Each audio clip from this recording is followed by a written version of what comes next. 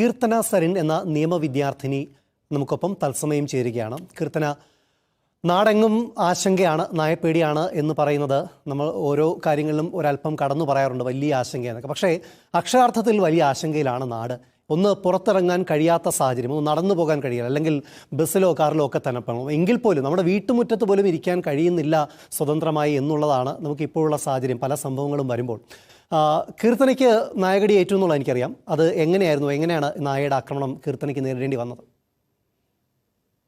31 May 2025 വൈകുന്നേരമാണ് ഞാൻ ഇന്റേൺഷിപ്പിന് ശേഷം തിരികെ വീട്ടിലേക്ക് പോവുകയായിരുന്നു. നെടുമങ്ങാട് മുനിസിപ്പാലിറ്റിയിൽ വീട്ടിലേക്ക് പോകുകയായിരുന്നു. അപ്പൊ ആ വഴിയിൽ വെച്ചിട്ടാണ് ഒരു പ്രൊവോക്കേഷനും ഇല്ലാതെ ഒരു നായ എന്റെ ഫ്രണ്ടിൽ വന്നിട്ട് കൊലച്ചു.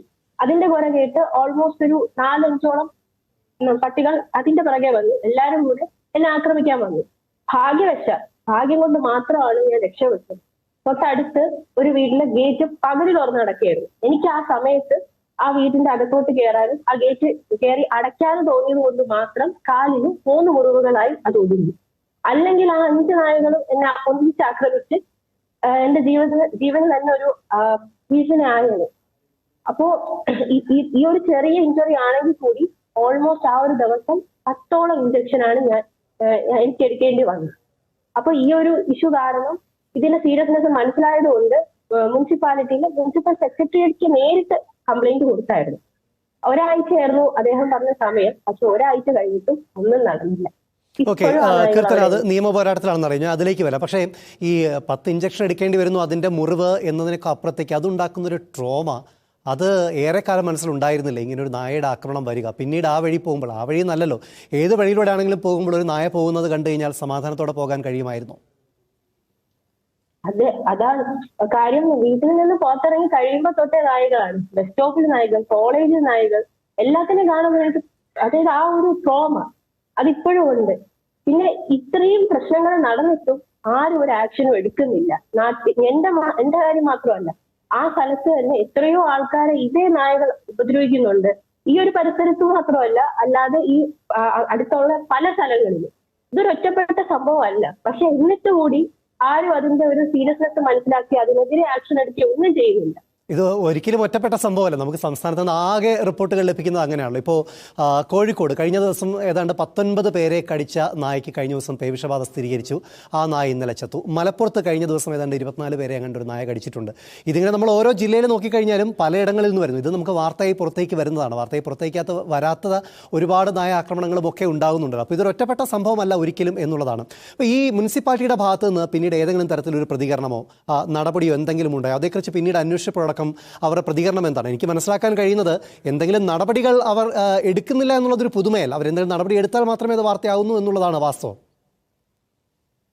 മുനിസിപ്പൽ സെക്രട്ടറി പറഞ്ഞത് റീഹാബിലിറ്റിംഗ് സെന്റർ, അതായത് ഷെൽട്ടർ ഒക്കെ ഉണ്ടാക്കാൻ മുനിസിപ്പൽ കൗൺസിൽ അനുവദിക്കുന്നില്ല എന്നാണ് എന്നോട് പറഞ്ഞത്. ഒരു ആക്ഷനും ഒന്നും നടന്നിട്ടില്ല. 31-ന് സംഭവം നടക്കുന്നു, 3-ാം തീയതി ഞാൻ കംപ്ലൈന്റ് കൊടുക്കുന്നു, ഇതുവരെ ഒരു ആക്ഷനും നടന്നിട്ടില്ല. അതാണ് സത്യം.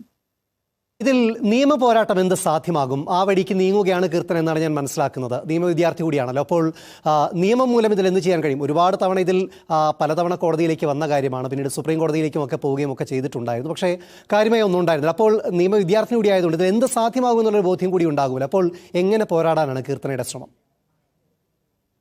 പ്രോപ്പർ ആയിട്ടുള്ള ബർത്ത് കൺട്രോൾ, അതായത് എല്ലാ നിയമവും ഉണ്ട്, പക്ഷെ അത് കറക്റ്റ് ഇംപ്ലിമെന്റേഷൻ ആണ് സംഭവിക്കാത്തത്. ഈ സ്ട്രേ ഡോഗ്സിന് കറക്റ്റ് രീതിയിൽ തന്നെ ബർത്ത് കൺട്രോൾ ചെയ്യുക, പിന്നെ റീഹാബിലിറ്റിംഗ് സെന്റേഴ്സ് അവിടെ ആക്കുക. പിന്നെ വേറൊരു കാര്യമുണ്ട്, ഈ ഒരു പ്രശ്നം വന്നപ്പോൾ തന്നെ ഇത് സോഷ്യൽ മീഡിയയിൽ വന്നായിരുന്നു, ലൈവിലോ പോസ്റ്റ് ഇട്ടായിരുന്നു. അപ്പൊ ഒരുപാട് ആൾക്കാർ ഇതിനെതിരെ വിമർശിച്ചായിരുന്നു. അവർ സ്വയം പ്രഖ്യാപിത ആനിമൽ ലവേഴ്സാണ്. അപ്പൊ അവർക്ക് ഈ നായകളെ പ്രൊട്ടക്ട് ചെയ്യണം, സപ്പോർട്ട് ചെയ്യണമെങ്കിൽ അവർക്ക് ഇതിനെ അഡോപ്റ്റ് ചെയ്യാനുള്ള ഒരു ഇത് കൊടുക്കുക. അങ്ങനെയൊക്കെയാണ് സത്യം പറഞ്ഞ ഇതിനൊരു സൊല്യൂഷൻ ആയിട്ട് ഞാൻ കാണുന്നത്. സൊല്യൂഷൻ ഉണ്ട്, പക്ഷെ അത് നടപ്പാകുമെന്ന് തോന്നുന്നുണ്ടോ? എനിക്ക് നിയമത്തിൽ വിശ്വാസമുണ്ട്. പ്രോപ്പറായിട്ട് ആൾക്കാർ അത് ആരും അതിന്റെ സീരിയസ്നെസ് മനസ്സിലാവില്ല. എസ്പെഷ്യലി ഈ തെരുവ് നായ്ക്കൾ ആരൊക്കെയാണ് ഉപദ്രവിക്കുന്നത്? സാധാരണക്കാരെയും ഉപദ്രവിക്കുന്നത്, വഴി യാത്രക്കാരെയും പിന്നെ ഇരുചക്ര വാഹനക്കാരെയും മാത്രമാണ് ഇത് ഉപദ്രവിക്കുന്നത്. അല്ലാതെ ഹൈ പ്രൊഫൈൽ അല്ലെങ്കിൽ അത്യാവശ്യം നല്ല പണമുള്ളവരൊന്നും ഇത് അഫക്ട് ചെയ്യുന്നില്ല. സോ അവർക്ക് ആർക്കും അറിയത്തില്ല. കീർത്തന ഒരൊറ്റ കാര്യം കൂടി ഈ പറഞ്ഞതുപോലെ വളരെ പ്രധാനപ്പെട്ട ഒരു കാര്യമാണ്. പക്ഷേ ഇതോടൊപ്പം തന്നെ പറയുന്ന ഒരു കാര്യമുണ്ടല്ലോ, ഇപ്പോൾ കോടതിയിലേക്കൊക്കെ വരുന്ന സമയത്ത് മുൻപിലേക്ക് വരുന്ന കാരണം എന്തുകൊണ്ട് തെരുവ് നായകൾ ഓരോ ഭാഗങ്ങൾ കേന്ദ്രീകരിച്ചിലേക്ക് വരുന്നു, അവിടെ നമ്മളിലേക്ക് തന്നെ വിരൽ ചൂണ്ടുന്നുണ്ട്. നമ്മൾ ഈ മാലിന്യമൊക്കെ പലയിടത്തും നിക്ഷേപിക്കുന്നത്, റോഡിലൊക്കെ നിക്ഷേപിക്കുന്നത്, അതൊക്കെ നമുക്ക് ഒഴിവാക്കാൻ പറ്റും എന്ന് പറയുന്ന കുറേ കാര്യങ്ങളുണ്ട്. അങ്ങനെ നമുക്ക് ഈ തെരുവ് നായകളുടെ ശല്യം കുറേ അധികം കുറയ്ക്കാൻ പറ്റുന്നു. പക്ഷേ നമുക്ക് ചെയ്യാൻ കഴിയുന്ന കാര്യങ്ങൾ നമ്മൾ ചെയ്യുന്നുണ്ടോ എന്നൊരു ചിന്ത കൂടി യഥാർത്ഥത്തിൽ പൊതുസമൂഹത്തിൽ വേണ്ടതല്ലേ?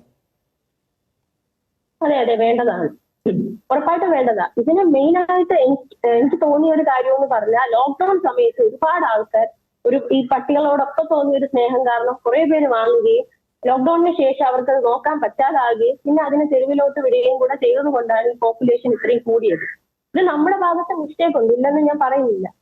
അപ്പൊ അതായത് കറക്റ്റ് രീതിയിൽ നമ്മൾ അതിനെതിരെ ആക്ഷൻ എടുത്ത ശേഷം, ഇപ്പൊ ഇവിടെ സംഭവിച്ചത്, ഇവിടെ അങ്ങനെ വേസ്റ്റുകളൊന്നും ഇപ്പം കൊണ്ടിടാനില്ല. വേസ്റ്റുകൾ കഴിച്ചിട്ട് മാത്രമല്ല ഈ നായകളെ അറ്റാക്ക് ചെയ്യുന്നത്. യെസ്, ഓക്കെ, നന്ദി. എന്തായാലും കീർത്തന സരിൻ ഈ ഘട്ടത്തിൽ മനോരമ ന്യൂസിനൊപ്പം ചേർന്ന് നേരിടേണ്ടി വന്ന അനുഭവം എന്ത് സാധ്യമാകും, അതിനെതിരെ പോരാടാൻ, നിയമ വിദ്യാർത്ഥിനി കൂടി ആയതുകൊണ്ട് തന്നെ അതിനെതിരെ പോരാടാൻ രംഗത്തിറങ്ങുക എന്ന് പറയുന്നതിനെ ആശംസകൾ നേരുകയാണ്, അനുമോദിക്കുകയും ചെയ്യണം. എന്തായാലും അതിന് കൃത്യമായ റിസൾട്ട് നമുക്ക് നിയമത്തിലൂടെ തന്നെ ഉണ്ടാക്കാൻ കഴിയട്ടെ എന്ന് ആശംസിക്കുകയാണ്. നന്ദി കീർത്തന സരിൻ ഈ ഘട്ടത്തിൽ ചേർന്നത്.